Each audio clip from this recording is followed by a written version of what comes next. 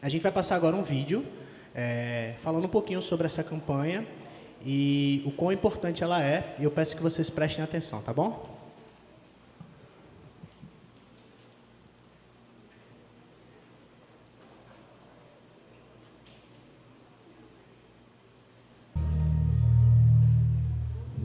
Olá, meu nome é Joana, eu sou psicóloga clínica infantil e gostaria de falar um pouco sobre a campanha do Mar Laranja. Essa campanha começou no passado, em 2020, e vem se perpetuando desde então, com o objetivo de trazer o diálogo e a conscientização sobre o combate à exploração e ao abuso sexual de crianças e adolescentes. Os últimos índices aqui no Brasil nos retratam que a cada hora 13 crianças são abusadas e a cada ano aproximadamente 500 mil crianças são exploradas sexualmente. E esses dados podem ser mais. Débora, eu acho que tu pode dar pause e a gente pode contar com a pessoa, né, que está aqui. Eu acho melhor, né? Quem concorda? Então, cancela. Johanna, por favor, vem aqui.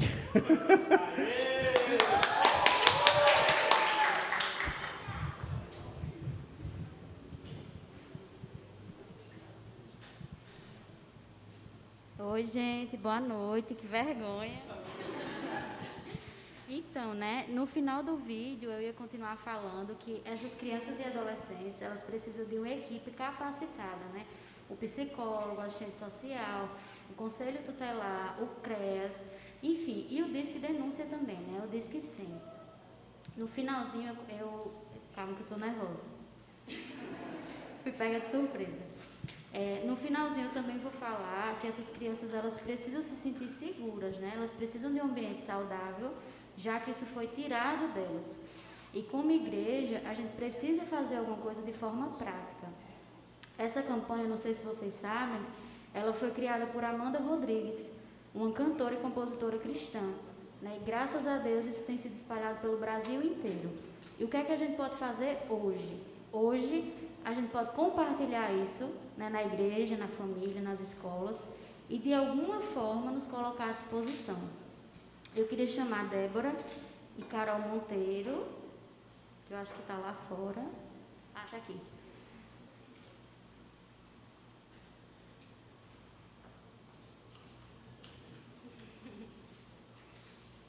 Só para que de alguma forma vocês saibam que a igreja está disponível para ajudar nessa demanda. Então, se vocês sabem de algum caso aqui, ou algum caso que a igreja possa ajudar de forma prática, tem pessoas para isso, né? Eu, Carolzinha, Débora, Pedro, não só como psicólogos, mas também como conselheiros. A igreja precisa se conscientizar desse movimento e, de alguma forma, através disso, levar o evangelho às pessoas.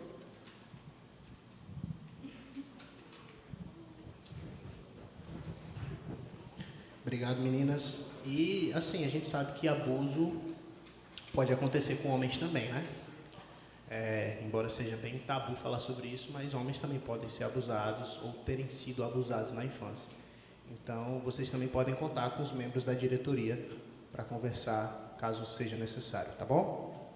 Queria convidar Alan e Rebeca para a gente dar início ao segundo bloco.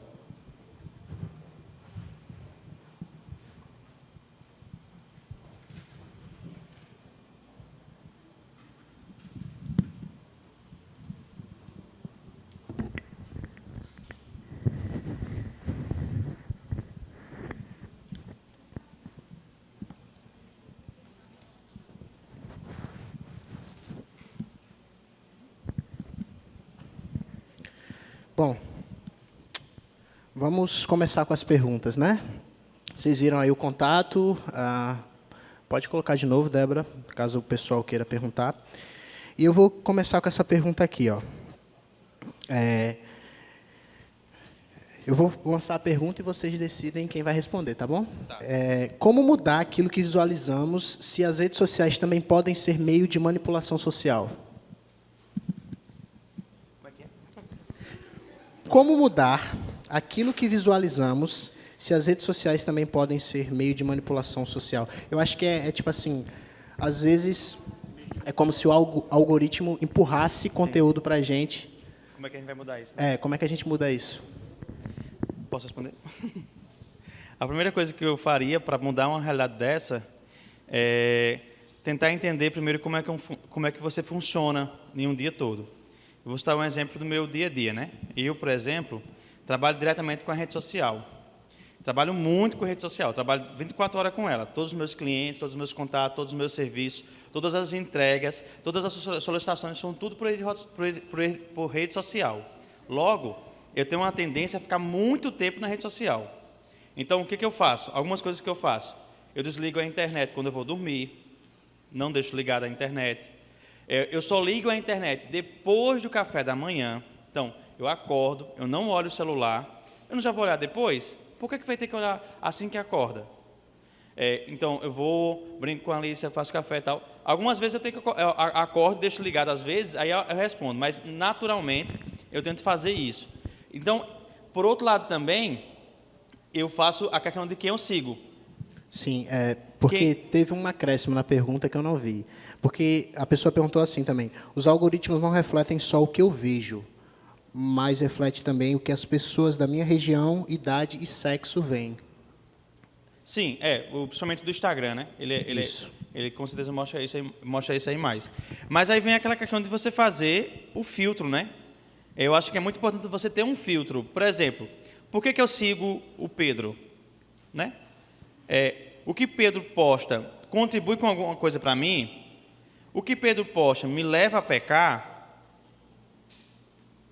Ou o que Pedro posta me leva à edificação?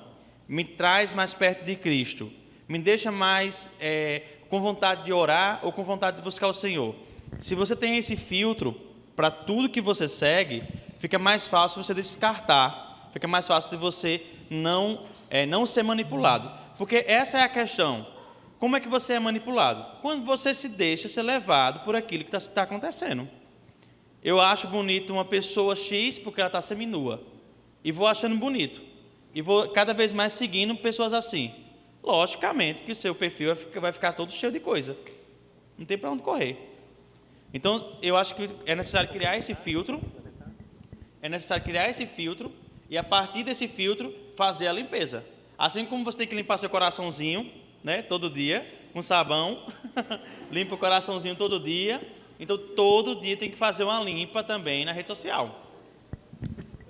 Teve um livro que a gente leu na Rede em Páginas, que era o Faça Alguma Coisa, que era sobre decisões e tal, mas aplica-se também a isso, que tudo que você for fazer, pensar, será que eu estou fazendo as coisas, eu estou tomando decisões segundo a vontade de Deus? Para isso, na verdade, a preocupação da gente não é descobrir a vontade de Deus ou tentar burlar o algoritmo, mas a gente estar preparado para quando a gente for entrar para aquilo ali. E acrescento ainda, se a gente sabe que as tecnologias avançaram, aquilo é a extensão do corpo, aquilo ali está extremamente mais potencializado do que antigamente.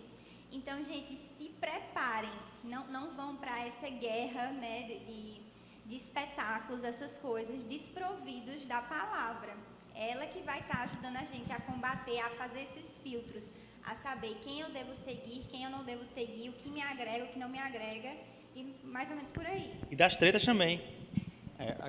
Eu às vezes, já fui pego aí, entrando em treta que nem deveria ter entrado, né? Rapaz. Tem muita treta aí no Facebook que nem vale a pena, né, Matheus? Você já foi cancelado, Alan? Já fui cancelado já. Algumas vezes. Em relação a essas tretas, eu passei a pensar da seguinte forma. Qual seria o conselho mais sábio para chegar próximo do irmão que postou uma besteira? Biblicamente falando, o que eu devo fazer? E falar com ele no privado. E não no comentário. Se você é cristão e você quer o bem do seu irmão, e o irmão colocou uma besteira, você vai aonde? No privado dele, lá no inbox. Meu irmão, queria falar contigo, sua última postagem não foi coerente, tal, com a sua conduta cristã. Eu não posso chegar no comentário e descarregar, porque nós somos promovedores da paz, ou deveria. Então, Treta é complicado, né? É demais, né? Tem pergunta sobre treta também. A gente vai chegar lá. Mas uma para você, direcionada agora. Quais cuidados uma mulher cristã, especificamente, deve ter no uso das redes sociais? Eita. Consumismo, né? É porque isso é muito forte. Mas é basicamente isso, estar sempre atento ao que você está seguindo. Eu já conversei com Carolzinha muito sobre isso, porque eu também caio às vezes nisso, né? De estar olhando demais. Às vezes a pessoa nem separou um dinheiro no mês para aquilo, mas está olhando e cobiçando, enfim, uma série de coisas. Então, sempre está buscando evitar essas coisas, mas continue no mesmo pensamento de antes. Esteja preparado para tudo isso, porque por mais que você faça um filtro, em algum momento isso vai aparecer, e não somente nas redes sociais. Na rua, você passa por uma loja, você vê uma pessoa bonita no restaurante com a roupa bonita, caramba, eu queria ter aquela roupa, queria ser aquela pessoa, e aí também tem esse problema. O grande problema também é querer ser aquela pessoa. A gente precisa também admirar a beleza na diferença, de como Deus nos fez diferentes uns dos outros, não somente de aparência física, mas do nosso estilo, dos nossos gostos, enfim. Norma Braga, meninas, sigam, ela é maravilhosa. E a gente poderia pontuar também a questão da exposição do corpo também, né? Que acontece tanto de homens quanto de mulheres. Inclusive, já aproveito o gancho e te pergunto, quais são os cuidados que os homens têm que tomar nas redes sociais? Rapaz... Rasga o verbo. Tem como desligar aqui, não? Porque, assim...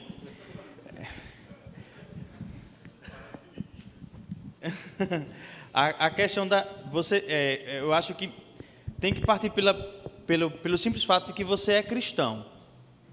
E você está em desenvolvimento com Cristo. Se você está em desenvolvimento com Cristo, obviamente eu estou lidando com o meu pecado todo dia. Todos os dias. É comum, eu acho que para as mulheres também, que a maior parte dos homens podem ou não ter mais problemas em relação à sexualidade, em relação ao sexo oposto, em relação à mulher, em relação às exposições. Por outro lado, as mulheres não cristãs vão alimentar as redes sociais dela com excesso de imagens, porque vai receber muito like. Então, se você está em desenvolvimento com Cristo, essa análise tem que ser criteriosa.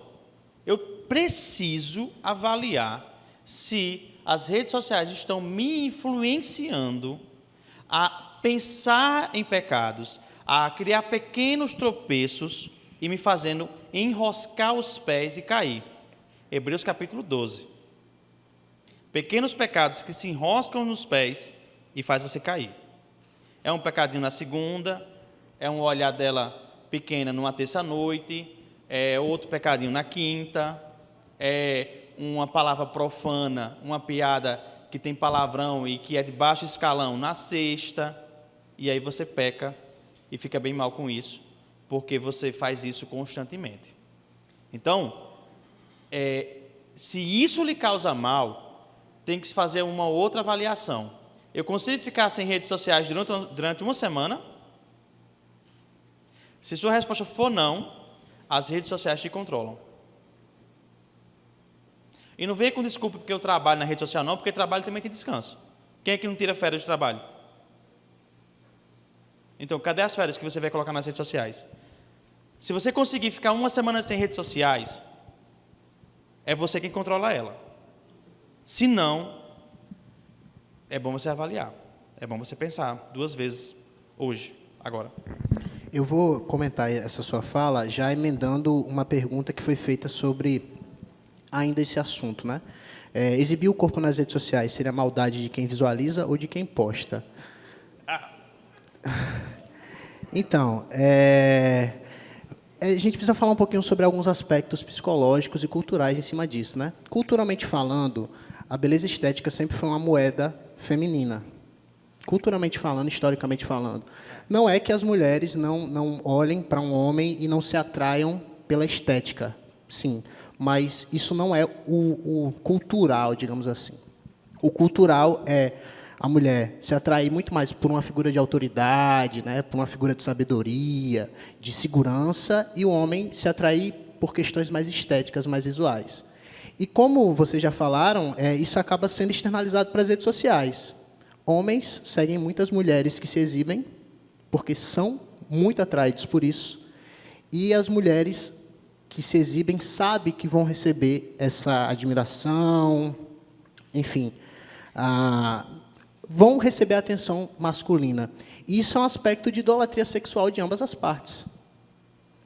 É um aspecto de idolatria, é um aspecto de coração pecaminoso mesmo. Então, é maldade de quem se expõe, e isso pode acontecer com homens também, afinal de contas, homens também fazem isso. Tem muito homem que... Né? Tem muito homem que sabe que é bonito e que usa isso também a seu favor, né? De forma pecaminosa. Né? Então, assim... A foto só mostra só aqui. Então, assim, existe esse aspecto, né? E aí, a gente precisa entender que, por mais que a questão da cobiça sexual ser algo muito culturalmente masculino, até pela questão de um machismo que a gente sabe que existe na sociedade, né? Mas mulheres também podem ser atraídas, e o cristão ele tem que primeiro fazer o exame do seu coração, né? Por que eu estou postando essa foto? Qual é a motivação de eu estar postando essa foto? Isso, motivação. Exatamente. Motivação, os motivos. Então, é de ambas as partes, de quem visualiza e dá like e de quem posta Essa questão querendo atenção. Da idolatria também é bom avaliar o seguinte, Pedro. A questão da idolatria, vamos pensar numa pequena coisa. Por exemplo, quando eu preciso comprar uma bolsa para me sentir bem, ou um sapato, eu saio de casa, estou aperreado, ansiedade extrema, e eu compro e fico bem. Eu preciso postar uma coisa para me sentir bem. Eu posto e fico bem. No meu caso, a ansiedade me leva a comer. Quando comum eu estou no ápice na ansiedade, eu abro a geladeira. E, né, Deus nos acuda. São pecados que, ao longo do tempo, criam ansiedades, e aí ele está mais a par disso do que eu, né? Que cria a sua rotina, o seu ritmo de vida frenético, tudo mais tal, leva você a viver essa vida que provoca ansiedade, e a ansiedade vai ser descarregada em alguma coisa. Ou é na rede social, ou vai ser no consumismo, ou vai ser na questão da alimentação, vai desencadear alguma coisa. O problema é que isso tudo, além de virar uma prisão, em termos da questão do propriamente dito da sua vida, uma prisão mesmo, cria essa questão de idolatria, porque você não consegue largar. Você não consegue largar. Cristão, você tem como vencer isso diariamente com novos hábitos. Deus nos chama para novos hábitos todos os dias. O que ele vai dizer em Colossenses capítulo 3? Primeiro você faça uma avaliação de todos os pecados que tem na sua vida. Se é lascívia, se é pecado do coração, se é verbalização, se é do pensamento, se é a cobiça. Avalie tudo isso aí. Agora, arranque-os, tire-o como veste, como fosse roupas. Você tem que despir desse velho homem todos os dias, até o último dia. E você vai vestir novas roupas. Que novas roupas são essas? São novos hábitos. São coisas que eu preciso colocar em novos hábitos. Então, tem coisa que não é pecado, mas que impede de você crescer em Cristo. Tem coisa que não é pecado, mas vai te impedir, vai deixar você longe de Cristo, vai lhe atrasar numa vida de disciplina, de amor, de devoção e tudo mais. E só para concluir esse aspecto, você tocou num ponto que é a questão da ansiedade, e a ansiedade está muito atrelada às questões de comparação que a gente faz. Me né? perdoe, viu? Eu entrei na sua área. Não, que isso. E aí a gente se compara muito nas redes sociais. Eu acho que isso é... Né? Também, a gente precisa estar contente e admirar como é bela a diferença que existe em cada um de nós. Gente, me dá uma dó no coração ver tantas pessoas buscando um padrão estético igual, as mulheres buscando realmente através... Nada contra, se você realmente tem essa insatisfação, né, faça, mas, gente, é tão belo como o Senhor fez todas as coisas, a diferença que há em cada um de nós, a manifestação do Senhor, Deus colocou a imagem dele em cada um de nós. Então, é belo e admirável ver a diferença. E revela o descontentamento da gente. Eu postei no meu Instagram, há uns 4 semanas atrás, um texto em que eu me deparei comigo mesmo, com inveja. E para mim foi muito horrível reconhecer isso. Porque eu me deparei vendo outros colegas da mesma profissão em um patamar melhor do que o meu. E a pergunta foi, né, o velho salmo lá, né? Senhor, eu lutei tanto, por que, né? Tá lá e eu não consigo fazer como eu quero, eu não consigo, ainda estou com dívida, estou fazendo isso e tudo mais tal. E para mim foi assim, de uma realidade tão brusca assim. Parece que eu vinha a 250 km por hora e de repente uma placa bateu na minha cabeça assim, pá! E eu, por que eu estou me doendo com um negócio que eu estou vendo? Não tem ninguém falando comigo, não tem uma pessoa apontando para mim, não tem ninguém me xingando. Eu apenas vi e fiquei doído, e fiquei machucado. Quanto ego, né? Eu, Senhor, meu Deus, meu Deus do céu, misericórdia. Eu chorei naquele dia. Só mais uma coisa, não menosprezem também a oração, de estarem sondando os seus corações em oração, pedindo ao Senhor que mostre esses pecados, né? Pecadinhos, né? Que só você mesmo vê. Peça ao Senhor que lhe mostre, que lhe exponha isso e você possa estar sendo transformado à medida que você vai conhecendo mais sobre o seu Senhor. Amém. Eu vou unir 2 perguntas de pessoas diferentes numa só, porque dizem basicamente a mesma coisa. Vamos lá. É possível usar as redes sociais para o entretenimento, diversão e outros tipos de situações não pecaminosas? Ou nós temos que utilizar de forma estritamente religiosa? E como separar a linha tênue entre o que é entretenimento e o que é futilidade? Interessante, né? Quer responder? Francis Schaeffer é uma das primeiras pessoas que vai citar o termo entretenimento, né, associado com a vida cristã. Então, a nossa vida cristã é formada por várias etapas, né, várias coisas. A nossa vida cristã não, a nossa vida por completa, ela é formada por várias coisas, né? A vida social, a vida em casa, família, tudo mais tal. Todas essas etapas contribuem para um equilíbrio, né? O que a gente chama de vida equilibrada é quando uma pessoa está em equilíbrio em todas as suas áreas: emocional, psíquica, financeira e espiritual. Quando há desequilíbrio em alguma área dessa, logicamente você se torna distorcido, aleijado, né? Numa parte só. O entretenimento, ele está na vida social, ele se encaixa ali como uma parte da vida social. Em que momento ele deve ser usado? Deve, porque nós somos feitos para o entretenimento. O entretenimento saudável promove alegria, você ri, você tira onda, você está ali tentando, vamos dizer, se aproveitar de um momento. No momento que ele é pecaminoso, primeiramente quando ele agride o outro, quando há uma agressão, quando eu preciso zombar de alguém para poder rir. Aí ele é totalmente pecaminoso.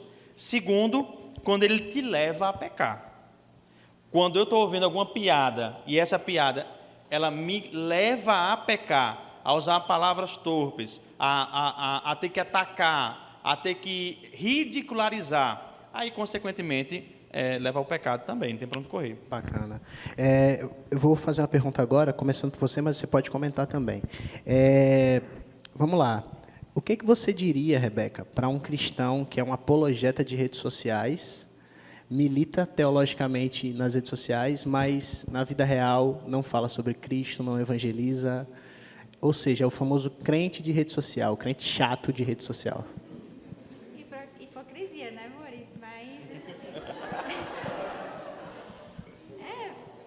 assim, eu acho que o correto realmente é você primeiro, cara, você tem que estar preparado para entrar ali, sabe? Então, aquilo ali é um reflexo do que você faz, é pura hipocrisia, não adianta nada você estar fazendo isso, porque as outras pessoas vão estar vendo, e pior, você vai, gente, enfim,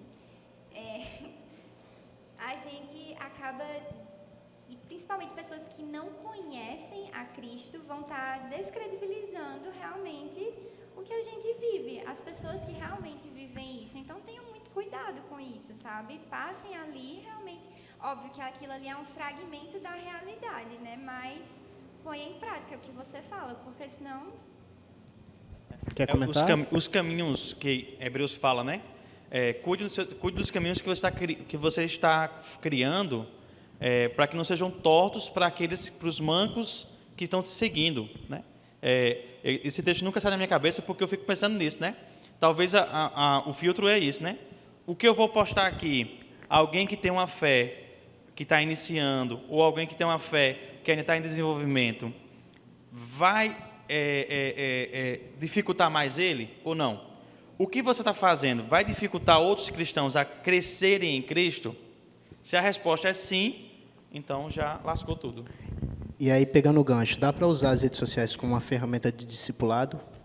Ai, gente, nossa, eu estava pensando esses dias, na verdade eu assisti, a gente conversou na reunião sobre isso, Foi. né? Que na Consciência Cristã teve algumas palestras, eu acho que é palestra, sobre evangelismo digital. E o rapaz, que eu esqueci o nome, ele falava justamente sobre isso, que a gente nunca esteve num momento mais propício para usar essas ferramentas a favor disso.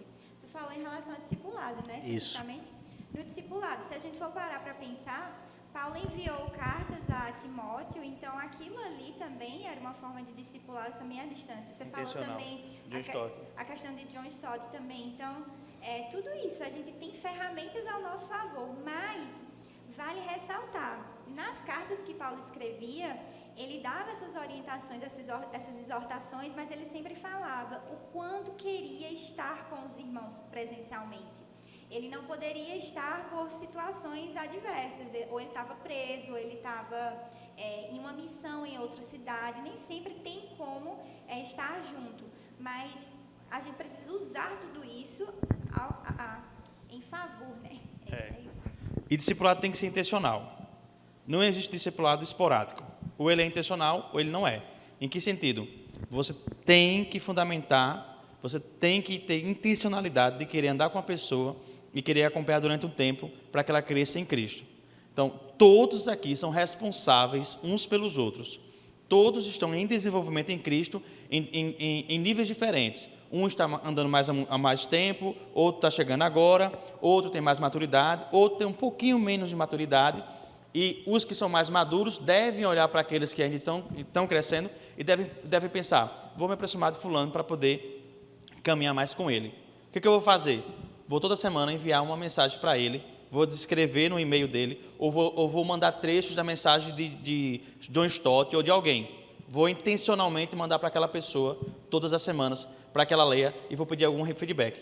A pessoa nem sabe que está sendo discipulada, mas você está com intenção de que ela cresça naqueles próximos 6 meses em Cristo.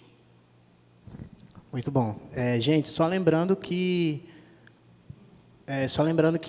nós temos aqui o microfone, né? Pode vir, Samuel, fazer sua pergunta. E também que o tempo está se esgotando para vocês fazerem os stories e marcarem a rede, beleza? Daqui a 10 minutinhos a gente vai encerrar para fazer o sorteio já. Enquanto o Samuel se direciona, uma pergunta para você, Rebeca.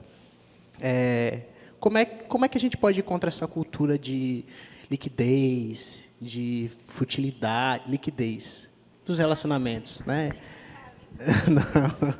De futilidade, né? De sair dessa efemeridade dos relacionamentos que as redes sociais trouxeram. Gente, a Bíblia nos fala que Deus nos chama para sermos santos. Ser santo, ser separado, ser escolhido. Ter o entendimento de que neste mundo nós somos peregrinos e, portanto, não devemos nos amoldar a este mundo.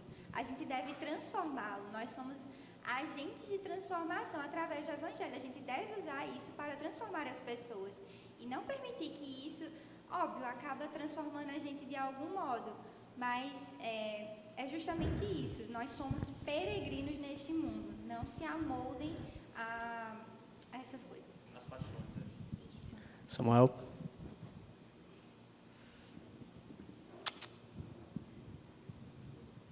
Sou um pouquinho alto.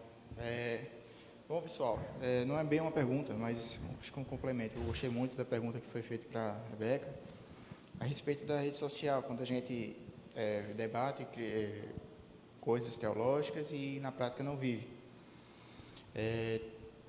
Quando você para e reflete nisso, eu já parei e refleti muito nisso, e eu fiz 2 perguntas bem importantes que eu queria compartilhar para vocês.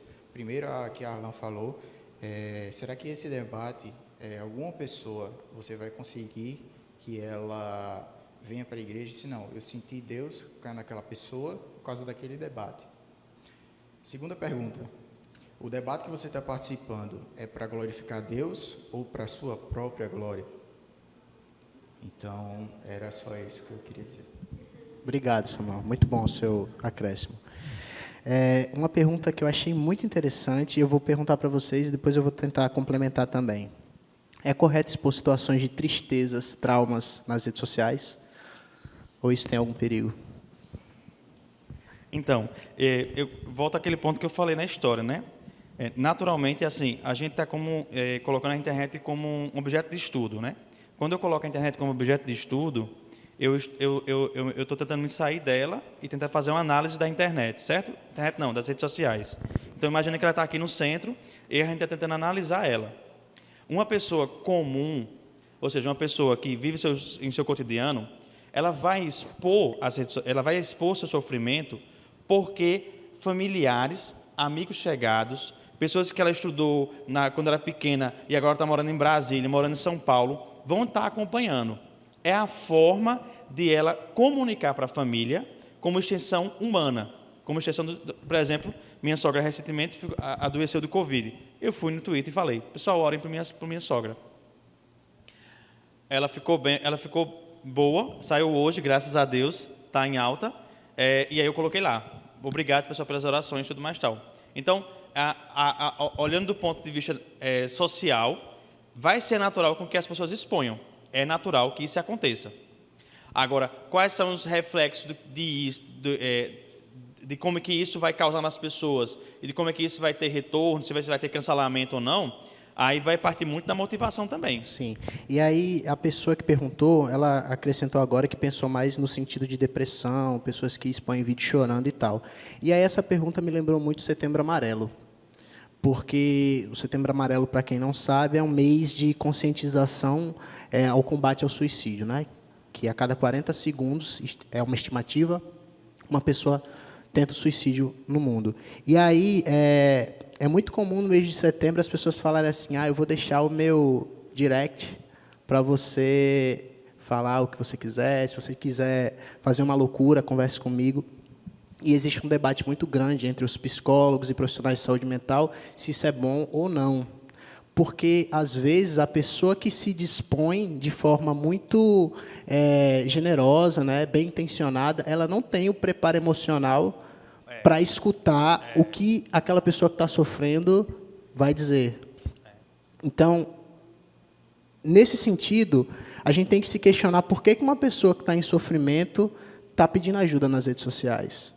Às vezes pode ser, como você falou, uma pessoa que tem um vínculo social muito pobre. Às vezes, a gente que nasceu e cresceu na igreja, a gente não entende que existem pessoas que simplesmente não têm amigos. E as redes sociais, ela provoca isso, né?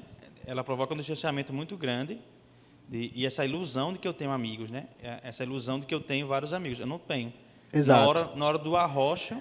E aí, muitas vezes, a pessoa se expõe como um pedido de socorro e algumas pessoas interpretam como uma tentativa de chamar a atenção, que pode até ser, mas aí vem aquele questionamento que a gente faz. O que a gente faz, né, quando a gente se depara com uma situação dessa, de uma pessoa, por exemplo, dizendo que vai se matar nas redes sociais? A gente interpreta aquilo ali como um vitimismo, uma vontade de chamar a atenção, ou a gente se oferece para ajudar, se compadece? Eu diria que se você é um cristão que está caminhando em Cristo, e se você está todo dia tentando caminhar em Cristo, vai ter uma roupa aí que você vai ter que vestir, chama compaixão e bondade, mansidão, longanimidade, até chegar no amor do fruto completo. Essa é uma roupa. Paulo chama ela de vestes. Ele diz lá que é uma roupa mesmo. A ideia de você se vestir. Você vai olhar para isso com compaixão. mesmo que a pessoa tenha a pior da intencionalidade, você vai ter compaixão, certo? No meu ponto de vista. Sim. Eu acho que em termos práticos a gente poderia pensar o seguinte, uma pessoa... Não, do ponto de vista bíblico, meu não. Obrigado. Obrigado por esse complemento. Mas, em termos práticos, se a pessoa está em sofrimento e não tem vínculo social de qualidade, pedir ajuda nas redes sociais é melhor do que não pedir ajuda. Certo? É o que Huckmaker vai dizer da arte. Ele fala que a arte grita. A arte grita. A arte moderna que a gente vê aí, essa arte todinha fedorenta, suja, sem sentido, sem racionalidade, uma arte caída, totalmente, ela está gritando para o mundo: eu preciso de ajuda, eu estou distorcida. Em outras palavras, são pessoas expressando em seus quadros o seu vazio. Sim. Então, talvez as redes sociais é um palco para dizer: olha, eu preciso também de ajuda. Tem os casos também de pessoas que vão falar com você, porque se a gente está postando coisas, falando sobre Deus, enfim, já aconteceu também comigo, mas é a gente também saber os nossos limites. Eu sei Perfeito. que eu não sou especialista nisso, Perfeito. então eu digo, olha, eu posso ir até aqui, mas eu conheço pessoas que podem te ajudar. Pode indicar pessoas, E aí, só para finalizar e passar para Samuel, é muito importante que a gente entenda que vale a pena a gente oferecer direct, vale a pena a gente se compadecer, é a postura cristã, mas a gente precisa encaminhar para um serviço de saúde mental se for uma pessoa que está querendo realmente se matar, com um transtorno mental. Então, vale a pena a gente se dispor a ajudar, mas não achar que nós vamos resolver o problema, né? Vai, Samuel. muito casos. Então, boa noite aí, pessoal. Então, um complemento que eu queria fazer também era justamente como é interessante a gente pensar que a doença do século, chamada depressão desse século, surgiu justamente no maior aumento da história das redes sociais, da internet, sabe? E eu estava estudando um tempo atrás uns dados aí, dizia que, por exemplo, o rádio demorou 70 anos para atingir 50 milhões de usuários. A televisão demorou 30 e poucos. O smartphone ele demorou 10 anos para atingir cerca de 2 bilhões de pessoas, sabe? E as redes sociais, elas ligam pessoas do mundo todo, mas, ao mesmo tempo, elas nos afastam do mundo real. E por que pessoas de 20, 30 anos atrás não tinham tanta depressão quanto nós temos hoje em dia, não tinham tanta ansiedade? Porque elas viviam no mundo real. Durante o dia, crianças tinham que sair para trabalhar com 15 anos com mais frequência do que hoje. Isso é um ponto positivo, mas, de certa forma, as crianças de hoje em dia elas estão saindo da escola para ficar no celular, para ficar no computador, perto de pessoas que, às vezes, são até mais velhas, bem mais velhas que elas, têm uma cabeça formada, mas completamente imatura, e influencia também as crianças da nossa época, sabe? E é muito interessante para pensar assim, como são os hábitos de pessoas bem-sucedidas. Falando isso daí, porque é uma coisa um pouco mais fácil de nós mesmos compreender, da gente analisar, porque é algo palpável, é algo visível, certo? Então, pessoas ricas, elas são ricas porque elas têm bons hábitos. Elas não têm bons hábitos porque são ricas, sabe? Então, se a gente tem um bom hábito de organização, de se organizar quanto à rede social, quanto ao trabalho, quanto à vida social, falando presencialmente, então isso nos torna boas pessoas. Se a gente tem um hábito de fazer a leitura diária da Bíblia, de orar, de discipular, de realmente se envolver sem medo com outros amigos que também são cristãos, que eu acho que é um ponto muito negativo que nós enfrentamos, é a santidade exagerada, no quesito que nós não somos tão santos assim, mas queremos parecer. E não nos sentimos confortáveis de falar sobre a nossa não santidade com outros cristãos, sabe? E às vezes a gente vive uma vida de aparência, de que somos muito santos, mas no final, olhando para dentro, nós vemos, caraca, ansiedade, depressão. Eu não estou dizendo que ansiedade e depressão é falta de Deus, mas é consequência do pecado que entrou no mundo, sabe? Então, se a gente desenvolve, de fato, bons hábitos com as redes sociais, bons hábitos com as pessoas à nossa volta, presencialmente e principalmente, por consequência, seremos pessoas ricas, não de dinheiro, mas de saúde mental, de saúde, de pessoas ricas em bons relacionamentos e, principalmente, como cristãos, sendo o nosso foco alcançar, de fato, a santidade, de buscar a Cristo, desenvolver esses hábitos nos ajudam a nos aproximar de Deus, sabe? Porque Ele é onipresente e nós não. Então, Ele nunca nos abandona, mas a gente, por vezes, tende a querer se afastar dEle, sabe? Então, Amém. só isso daí mesmo. Cristão, use os meios da graça todos os dias. Vai, Os Edilson. meios, né? Boa noite, pessoal, boa noite. São duas perguntas, vou tentar ser bem objetivo. A primeira existe algum tipo de estudo com relação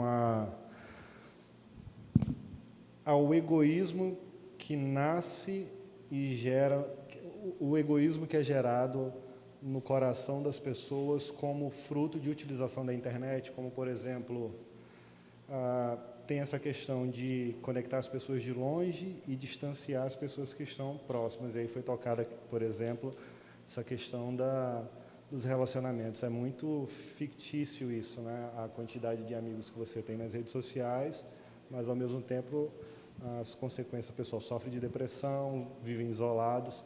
Existe algum tipo de estudo dentro dessa área que comprove essa tragédia? Né? Isso é uma pergunta. A outra é sobre a democratização das redes sociais, ou, não sei se eu poderia dizer, redemocratização das redes sociais, onde todo mundo acaba tendo um poder de voz ativa, como se tivesse feito um doutorado, pós-doutorado, um PhD e tivesse propriedade absoluta para falar sobre um assunto, quando você se protege por trás de uma tela. E aí, pessoalmente, você não tem coragem nem, por exemplo, de abrir a boca e dá vontade de... Estou brincando, não dá vontade de nada. Mas entendeu, né? Sobre essa primeira pergunta, não dá para pontuar um estudo específico, pelo menos eu não me recordo de nenhum, não sei se vocês vão poder pontuar, mas o documentário que foi produzido pela Netflix, o Dilema das Redes, pontua vários estudos diferentes, vários, falando sobre essa questão do distanciamento social que a internet e as redes sociais promovem, falando sobre os problemas das bolhas que são gerados pelos algoritmos. Então, se tu não assistiu ainda, eu recomendo demais, porque lá tu vai ter acesso a vários artigos científicos falando sobre isso. Em inglês, eu sei que você é muito fluente em inglês, então vai ser de boa para você. Sobre a segunda pergunta, quem gostaria de responder? Que é a questão de todo mundo ter voz ativa e todo mundo é especialista no que fala. O ponto bom de todo mundo ter voz é porque vários casos que a gente não saberia hoje acaba ganhando voz e acaba tendo visibilidade nas redes sociais, que são casos, vamos dizer assim, que são relevantes, né? Casos de pessoas que conseguiram estudos, uma bolsa de estudos, uma pessoa que estava lá precisando de ajuda e expôs a sua situação, outra pessoa viu, a outra pessoa ajudou e compartilhou e chegou lá em Edson Nunes e ele pagou, né? Então, tem vários casos assim que acontecem e que isso é bom, e é por conta da democratização das redes sociais que isso acontece. O que ele pontuou foi o caso negativo, onde todo mundo se tem pelo direito de defender algum ponto de vista e que se sente dono da razão e se protege pelas telas. Isso vai acontecer e vai acontecer com muita frequência, e esse ano aconteceu, do ano passado para cá aconteceu muita coisa, por conta de que quando eu estou analisando aquilo, eu não estou analisando o outro, eu estou analisando o que ele postou. Obviamente eu não estou nem vendo quem postou às vezes, eu nem sei quem postou, mas o fato dele ter colocado lá que amarelo é verde e não é vermelho, gera em você uma ideia de que eu tenho que defender que amarelo é verde, sim, custe o que custar. E aí eu vou atrás de artigo, e aí eu vou, como o Samuel colocou, eu vou querer defender minha ideia e vou querer que aceite o que eu estou colocando, custe o que custar, né? E aí, nem importa quem é outra pessoa, nem sei quem é. Eu tenho um acréscimo a fazer. O Bauman, naquela matéria que eu li, ele fala sobre o Google e sobre a quantidade de informações que a gente tem hoje. São muitas vozes, são muitas informações. A gente acha que sabe muito porque a gente pesquisa no Google e, de fato, a gente tem muita informação. Mas, estudando, um dos meus professores falou que a gente tem muita informação, muito dado, mas a gente não tem capacidade, não tem a quantidade de pessoas suficientes ou capacitadas nem para decifrar a quantidade desses dados, para entender o que é que esses dados querem Processar, dizer. né? Exatamente. Então, saber as suas limitações, ter sabedoria, pensar, eu não lembro quem foi que disse, se foi um de vocês dois, mas pensar, acho que foi Samuel, qual é a sua motivação quando você vai falar sobre aquilo? Você ser o espetáculo?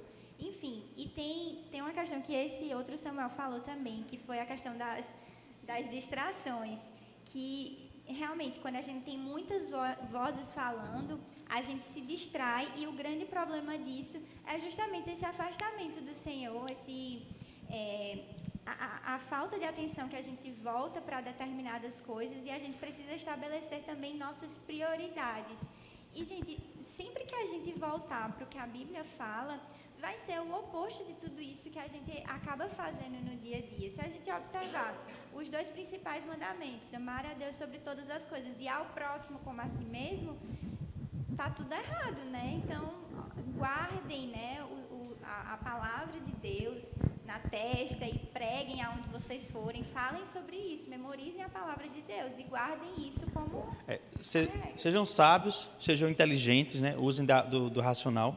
E como John Stott disse, ouça 2 vezes. Pare para ouvir, aí você vai ouvir um monte de ruído, vai ouvir o mundo todinho, e pare para ouvir o Espírito Santo. Ouça 2 vezes. Muito bom. A gente já está acabando, pessoal. Eu peço perdão, mas não vai dar para abordar todas as perguntas que vocês fizeram. Eu peço para o pessoal aí já preparar o sorteio. Já está tudo em ordem? Tá, então eu vou...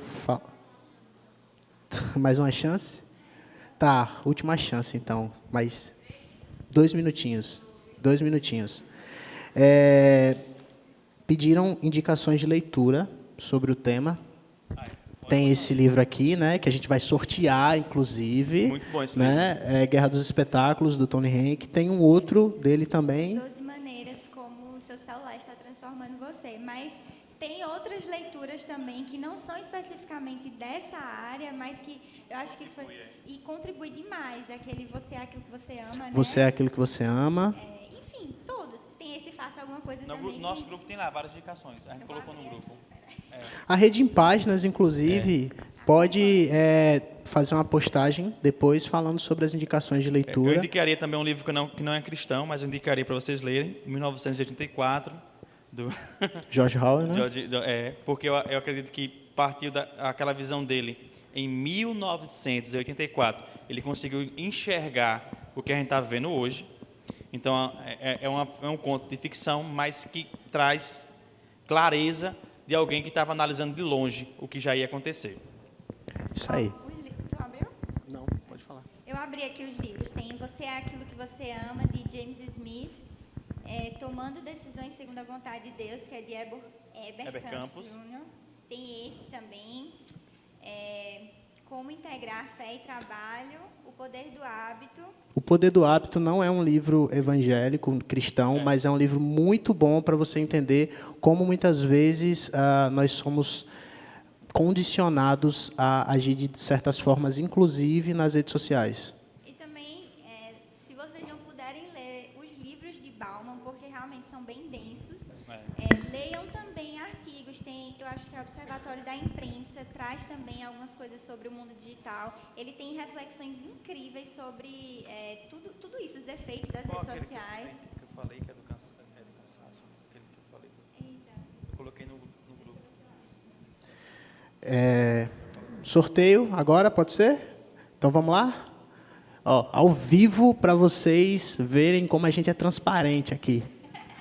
Vai lá, solta.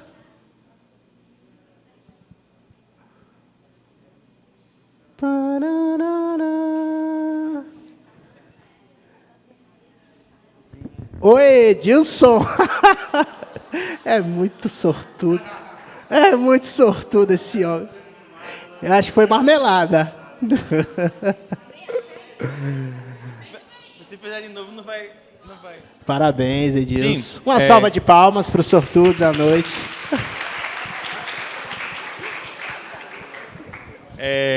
Tem um filósofo também que eu estou gostando bastante de ler o material dele, que é... Eu não vou saber dizer o nome dele agora, que é bem estranho o nome dele, que é da Sociedade do Cansaço. que ele tem 3 livros nessa área. Bill Chonham. É isso aí, né? Ele é um filósofo que eu li na faculdade para fazer trabalho do professor, mas ele traz uma visão dessa sociedade muito interessante e ele cita as redes sociais no processo, mas principalmente porque a principal marca da nossa sociedade é que todo mundo está cansado de tudo. Então a gente está exausto de tudo. E aí ele vai partir desse ponto, dessa análise. Gente, a Rede em Páginas é um projeto da nossa juventude, liderado por nossa irmã Stephanie, e aí eles vão fazer uma postagem dando indicações de leitura para vocês, caso vocês queiram se aprofundar nesse tema, tá bom? Bom, gente, para encerrar, última pergunta para a gente encerrar a nossa noite. Quais conselhos práticos vocês dariam para um irmão que está viciado nas redes sociais? Quais são as atitudes práticas que esse irmão pode tomar? O que ele deve fazer? Ele deve desativar todas as redes? Ele deve colocar senha e pedir para alguém bloquear, desbloquear? O que ele deve fazer? Quer falar? Eu começaria por um ponto, né? Se está muito grave, se isso lhe provoca você ter problemas sociais, problemas de participação com a família, se te isola de tudo, talvez isso seja mais forte do que ele pense e tenha que procurar ajuda de um terapeuta, certo? Se isso é muito grave. Se isso é mediano, vamos dizer assim, eu estou viciado, mas estou em casa, eu saio com os amigos, venho para a igreja e tudo mais tal, eu acho que você deveria começar a pontuar tempos. Por exemplo, eu uso a técnica chamada técnica de Pomodoro para concentração, porque eu sou uma pessoa imperativa, totalmente. Eu não consigo ficar quieto nem um minuto, assim. É agitado, é a internet, é som ligado, é TV ligada, é Netflix, é tudo ao mesmo tempo, assim.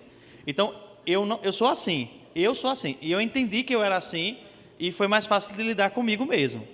Então, o que eu faço? Eu tenho lá os alarmes, cada tempo, aí eu boto lá 30 minutos.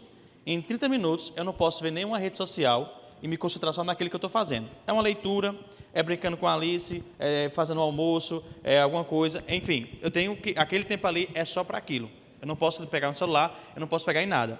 Às vezes eu boto 1 hora, às vezes eu boto 1h30, às vezes eu boto 25 minutos. E depois que passa aquele tempo, eu dou um olho, e volto de novo para criar um novo tempo. Se você consegue fazer isso, aí você consegue fazer o segundo passo, é ficar um turno sem internet. Escolha um turno para você não usar a internet. É uma manhã, é uma tarde ou uma noite. Se você consegue fazer isso, você estabelece um dia sem internet. É um domingo, é um sábado, é o domingo do Senhor, é uma segunda. E se você consegue fazer isso, você joga isso também para as férias. Vou ficar 1 semana nas férias sem as redes sociais. E aí, o melhor é você tentar fazer isso anualmente, porque aí mostra que é você quem domina ela. Eu acrescentaria só mais uma coisa. Prestem contas a um irmão sábio e mais maduro na fé, já testado nisso também, para que não somente ele esteja ali acompanhando, mas também orando por você, né? Se isso é um problema, você vai ter que reconhecer que isso é um problema. E aí, se você procurar alguém mais sábio para confessar, dizer, meu irmão, queria tua ajuda, que eu estou com esse problema aqui. Aí vai ser muito mais fácil realmente. E analisar o coração também, né? O que está levando aquele indivíduo a ficar tanto tempo nas redes sociais, quais são as motivações por trás. Eu acho que a gente pode encerrar com 1 Coríntios 6:12, né? Que diz que tudo me é permitido, mas nem tudo convém. Tudo me é permitido, mas eu não deixarei que nada me domine, né? Então, fica aí como mensagem final. Queria chamar o pessoal da banda para a gente poder fazer a oração final. E queria pedir para Ian poder dar os avisos finais, encerrando a noite de hoje. E muito obrigado, Alan, muito obrigado, Rebeca, por terem participado, por terem contribuído. Eu vou deixar que vocês façam as considerações finais de vocês. Por favor, não saiam agora. E falem como é que o pessoal pode achar vocês para conversar, para bater um papo, até porque aqui depois a gente vai ficar um pouco impossibilitado de fazer isso. Quais são as redes sociais de vocês, né, e como é que o pessoal pode achá-los? Meu Instagram é Rebeca Neto mesmo. Pode conversar comigo lá. Inclusive, amo falar sobre pessoas que falam a mesma língua que eu e que têm indicações a fazer sobre esse universo tem sido muito precioso, né? Então, se você quiser, a gente está compartilhando algumas bagagens, a gente compartilha também com vocês. E estejam sempre preparados, gente, para essa guerra, porque vem bomba de todo lado, não somente nas redes sociais, mas nas redes sociais de uma forma muito mais feroz. E nós, cristãos, precisamos estar preparados para tudo isso, né? Então, orem, tenham uma vida de leitura da palavra e peçam a Deus também um coração e uma mente sensíveis à palavra dele, para que ele esteja diariamente transformando vocês. E assim, meu arroba é o @Alan, com 2 L, Alan K. Silva. Grita ali, ó, Alan K. Silva. @AlanK.Silva. Ou Alan, eu não sei. Vocês vão me encontrar. Aquela fotinha ali, ó. Então, sigam a rede também. eu tenho tentado usar minhas redes sociais de um tempo para cá para expor algumas coisas da minha vida cristã ou não, a minha rede social normal, e criei uma outra rede social só para colocar os trabalhos, só para colocar o trabalho minha área que eu mais gosto, que é a animação gráfica, né? Que é o Alan Motion. E dentro dessa minha rede social, eu tenho passado por uma experiência muito boa, porque eu tenho me provocado a ler mais, a estudar mais, a compreender mais o mundo, a tentar ouvir mais, me ouvir também, me ver em Cristo e como é que eu posso influenciar isso. Aproveitando essa deixa, se você deseja ler mais sobre a questão da filosofia cristã, sobre arte, sobre criatividade, talvez seja boa a gente criar um clube da rede, a gente juntar aí para colocar alguns livros para poder desafiar para ler sobre arte, sobre cultura, sobre cristianismo. Procura a Rebeca e a gente faz isso. Obrigado, Alan. Obrigado, Rebeca. Uma salva de palmas, né, para os nossos convidados. Obrigado.